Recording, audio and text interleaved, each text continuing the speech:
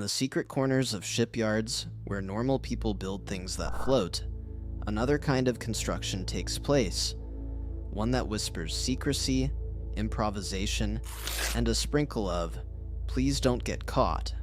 Welcome to the world of Cartel submarines, vessels not built for science, defense, or glory, but for the noble pursuit of smuggling tons of illegal cargo while pretending to be invisible. Our story begins deep in the Colombian jungle, because obviously that's the perfect place to build a submarine.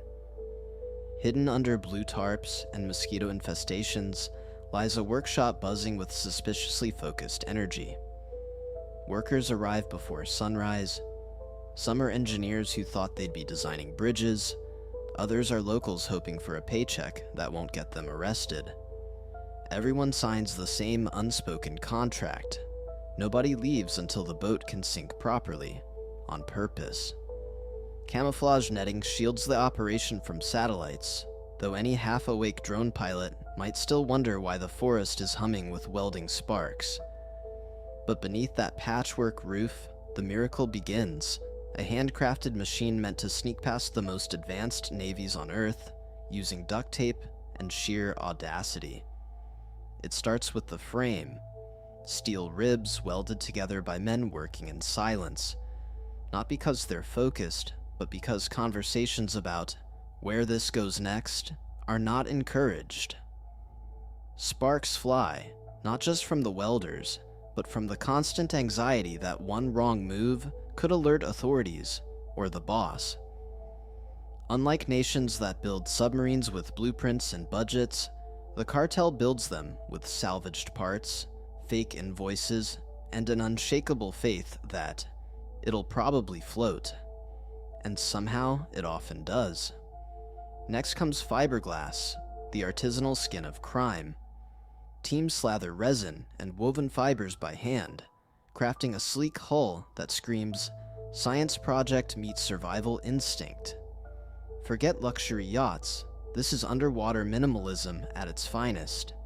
Every inch must resist pressure and avoid sonar detection, because nothing ruins a smuggling trip faster than showing up on radar. Engineers tap, sand, and patch the surface repeatedly, occasionally muttering prayers to the gods of waterproofing. Inside, the decor could be described as industrial claustrophobia. There's barely room to sit, let alone dream. A noisy diesel engine, probably stolen from a fishing boat, is installed with the precision of someone who just wants to go home alive. Fuel tanks are welded in place, ballast systems improvised with whatever pipes fit, and batteries crammed wherever there's space left. The workshop feels less like a factory and more like a mad scientist's garage with worse lighting. Each model evolves from the ashes of the last failure. Some are semi-submersibles, cruising just below the surface like embarrassed whales. Others dive deeper, daring to flirt with actual submarining. When one gets seized, the cartel treats it like a free design review. Every captured vessel becomes an accidental tutorial. Ah yes, that weld failed. Let's not do that again. Their progress is not born of academia, but of survival and trial and error engineering. It's basically the world's most illegal R&D program. Once the guts are in place, it's wiring time. A task performed by electricians who didn't sign up for this, but now have no choice. They splice wires, test circuits, and pray that the control panel doesn't electrocute them. Gauges for depth, pressure, and temperature are mounted in what can only be described as chaotic optimism. It's not pretty, but it works, at least once. Because here's the truth. These subs aren't built for round trips. They're one-way tickets with a very expensive cargo hold. As the project nears completion, the cartel runs its safety tests. Translation: they fill a pit with water, seal the hull, and hope it doesn't leak like last time. Divers inspect every inch, pretending to be calm while secretly planning their exit strategy. If it passes, the sub is disassembled. dragged through the jungle on trucks that definitely weren't designed for this, and reassembled near some river under the cover of night. Scouts scanned the skies for police drones, because losing a submarine to a patrol would really ruin morale. At the launch site, the ritual begins. Fuel up, load supplies, and find 2 or 3 brave souls, or desperate ones, to pilot it. These men are not adventurers. They are survivors. Their cabin smells like diesel, sweat, and regret. There are no windows, no GPS worth trusting, and no rescue plans. Once they submerge, they are completely alone, unless you count the fish judging their life choices. But before these steel creatures ever touch open water, there's a phase nobody talks about, the quiet chaos of final adjustments.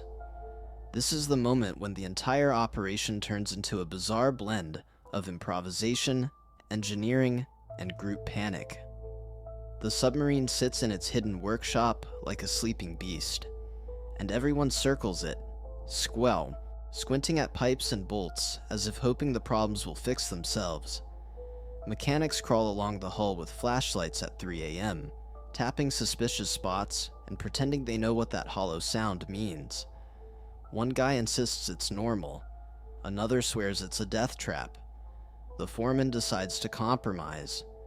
Let's reinforce it and hope for the best. Hope, in the cartel's engineering philosophy, is a perfectly valid tool. Then come the supply teams, loading the sub with exactly what the crew needs, and absolutely nothing they want. No luxury, no comfort, no legroom. Food consists of canned beans and crackers because anything else either spoils or smells too suspiciously like a human presence. The crew members practice moving through the cramped interior like contortionists, bumping into pipes and apologizing to the batteries. They're told to travel light, which is hilarious because there's no room to travel heavy. Outside, scouts monitor the jungle path. Every few minutes, someone whispers into a cracked walkie-talkie, "All clear," even though nothing is ever truly clear. The tension hangs so thick that even the monkeys watching from the trees look stressed. As dawn approaches, the final checklist begins.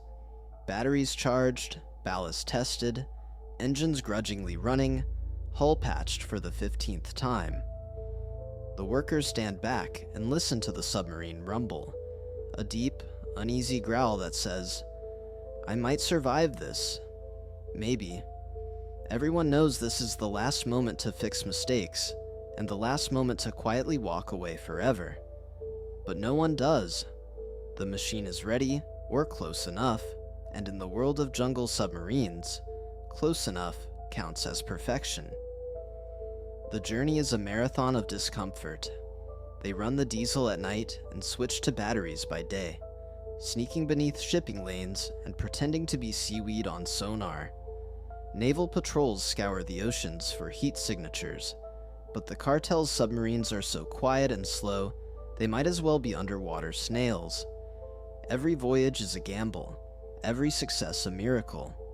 Yet somehow, many make it, delivering their cargo to lonely beaches or midnight meetups, with speedboats ready to take the loot the last mile.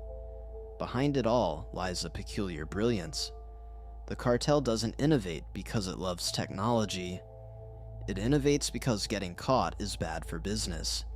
Every seized sub becomes a lesson, every failure a tutorial in what not to weld. Over time, their creations evolve from crude prototypes to near-invisible beasts of the deep, each one a bizarre monument to human ingenuity used entirely for the wrong reasons. As our documentary fades out, we take one last look inside a finished submarine. Wires dangling, fuel fumes lingering, and fiberglass dust sparkling in flashlight beams. It's a masterpiece of desperation, built in secrecy, launched in darkness, and destined for danger. These vessels may not win engineering awards, but they stand as haunting proof that where there's money to be made, humans will always find a way. even if that way involves building a submarine in the jungle.